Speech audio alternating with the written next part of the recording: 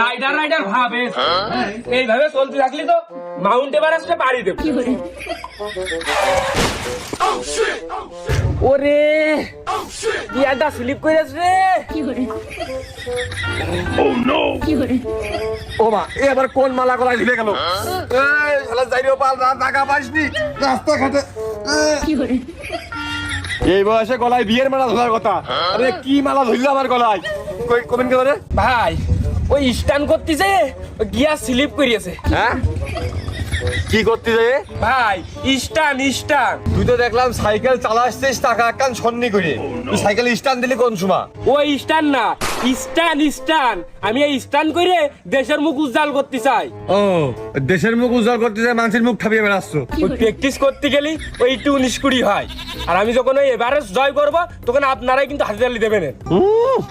2 দিন পর গেরেতে কাজ করে কুল হবে।